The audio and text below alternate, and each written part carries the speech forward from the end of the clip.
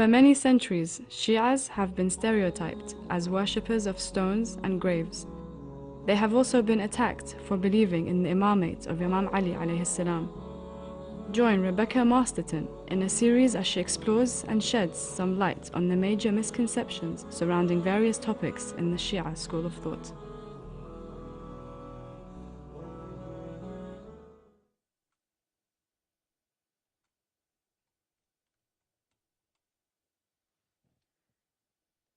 We can look at the issue of Muawiya, again another controversial figure in Islamic history. And there's often a misunderstanding as to why the followers of Ahlul Bayt alayhim salam see him as an enemy of Islam. Some people who see him as a companion might have the idea that the word enemy is too strong and very insulting. But we can analyze the actions of Muawiya and the intentions of Muawiya in both Sunni and Shi'i historical sources. The very early Sunni historians were not shy to put down the facts as they had been transmitted to them. Admittedly, there might have been some bias, for example, by Baladhuri, who was a historian for the Bani Abbas, because they came after Bani Umayyah and wanted to make themselves look better than Bani Umayyah. So there might be a possibility that Baladhuri, from whose sources we will be talking, might have had also some bias against Muawiya. But the facts collected together reveal a man who was very cunning, absolutely determined to rule the Muslim world, and absolutely determined to overthrow Bani Hashim. In the Sunni sources, it is said that Muawiya was one of the writers of the Holy Quran, and therefore we cannot think anything but good of him because he wrote down the Holy Quran. In fact, when we look at Islamic history, according to all sources, Muawiya was a taliq.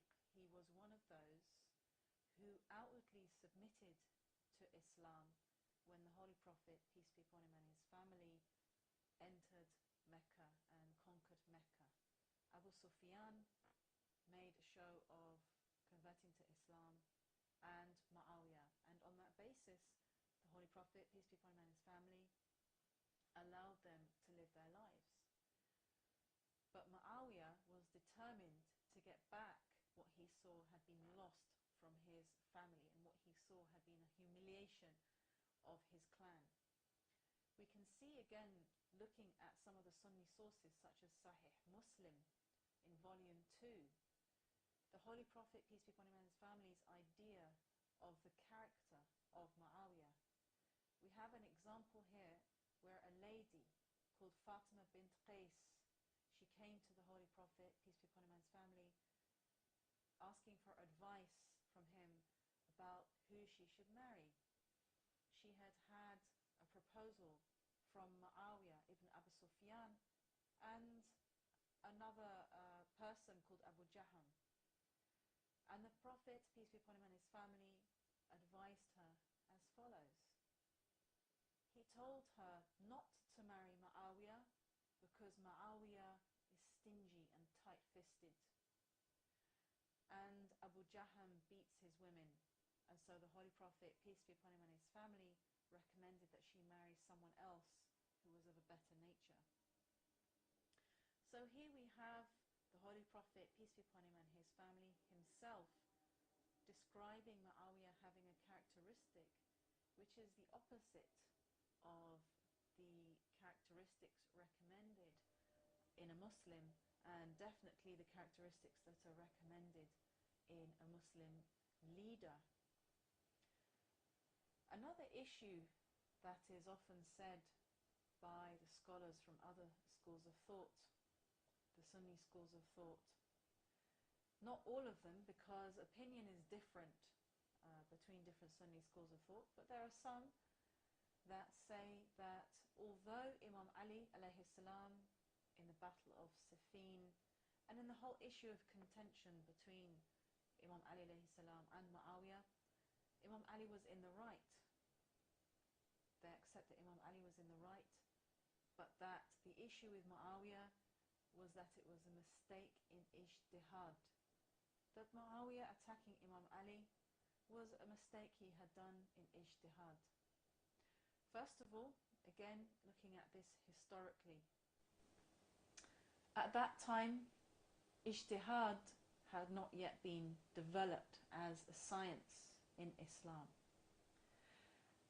And secondly, when we study closely the sources of Tabari and Baladhuri, who were both Sunni historians, we can see that Muawiya was very determined to have Imam Ali alayhi salam assassinated, because Imam Ali alayhi salam was not going to accept Muawiya as the governor of Syria.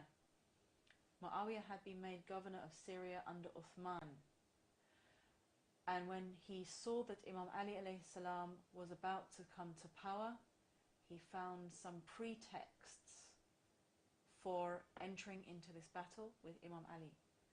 We can see it was not an error of ijtihad. It was a matter of deliberate planning. According to the sources, including the Sunni sources, it was Aisha, Talha and Zubair who were among those who had called for the assassination of Uthman. There are historical records that say how Aisha sent out letters to those who were already disgruntled with the rule of Uthman. And they were headed in the name of the mother of the believers, or the mothers of the believers. And it was understood that it is Aisha sending out the letters, calling for the overthrow of Uthman because he had cut her yearly stipend, he had cut her yearly allowance, and she was insulted by this. So she was among those who had called for his assassination. There was also unrest in Egypt, where people felt that the ruler he had put in power was very brutal and very unjust. So she was among those who had turned a blind eye when Uthman was finally assassinated. In fact, when he was trapped in his house, about to be killed, instigated by Marwan ibn Hakam, one of the Bani Umayyah, and others, she went for Umrah. So she left and allowed Uthman to meet his end. So it was quite well known who had been involved in the assassination of Uthman. But as it happened, when the balance of power went over to the side of Imam Ali alayhi salam, and he in fact reluctantly accepted to be the caliph, Muawiya used the issue of Uthman to draw up power, to draw up support against Imam Ali to try to get him killed. He called for revenge against the killers of Uthman. And ironically, those who had been involved in the assassination of Uthman went over to the side of Muawiya, and they joined forces together against Imam Ali alayhi salam, saying that Imam Ali had been implicated in Uthman's assassination, that even if he hadn't killed Uthman directly with his own hand, he had kept silent when Uthman was about to be killed. And so Muawiya never deviated from this line of calling Imam Ali alayhi salam the virtual killer of Uthman, and he utilized this to the maximum in order to get power and support from all the regions of the Muslim world. He used this to drum up the support for the Battle of Siffin. In fact, Imam Ali alayhi salam had made it clear that he was not going to have Muawiya as the governor of Syria. This was the first thing that he made clear when he became caliph. And he asked for Muawiya to give his allegiance. According to some political theories in Islam, if someone comes to power, and this is in the Sunni sources, then in order to prevent fitna, the people should give their allegiance. This is what happened with Abu Bakr, where some of those did not want to give allegiance to him, and so he fought them as apostates. When it came for time for Imam Ali alayhi salam to become caliph, Muawiya refused to give his allegiance, and he refused to give up his position as governor of Syria. And so Imam Ali alayhi salam was left with no option but to try to gain support from his followers to fight Muawiya. Now, considering whether this, again, the point of the mistake of ijtihad, even after the Battle of Siffin, which had left the Muslim community again in disarray because of a false arbitration during which Muawiya had effectively been declared as being in the right through his trickery. Even after that, when the Battle of Siffin was over, he still maintained his attacks on Imam Ali's followers. He maintained his attacks on the followers of Imam Ali alayhi salam, who were ordinary families living in Iraq, and he engaged in assassinations of families who were living in Iraq as well. When we look at Muawiya's policy after the Battle of Siffin, we can see that he was anything but apologetic for his attack on Imam Ali alayhi salam. He sent an envoy down to Arabia to try to get people to pledge their allegiance through terror. And this is in the sources of the Shi'i historian Thaqafi, who's written on this in detail. The man he sent down to Arabia was known by the name of Busr. First of all, he entered Medina. When he entered Medina, he threatened to massacre all the Ansar. They were terrorized, some of them fled and some of them handed over their allegiance to Muawiya to save their lives. He then went to an area where the clan of Jabir ibn Abdullah Ansari lived.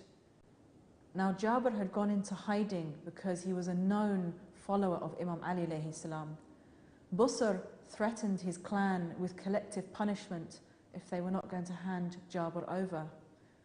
But in fact, they didn't hand him over. And Busr left in his place someone who could rule, known by the name of Abu Huraira. After terrorizing the residents of Medina, he then decided to go down to Mecca, where he murdered several of the descendants of Abu Lahab, and he made it clear to Quraysh that their enjoyment of power was over. He then moved on down to Yemen. He went to a place called Hamdan, where there were nobles and families living. And at first they tried to resist him, but he had several armies, but he had with him several groups with him who were fighting on his side. When he entered Hamdan, they killed the men of that town and they enslaved the women. And these were known as the first Muslim women to be enslaved in the history of Islam. And then after that, he went to Hadramaut.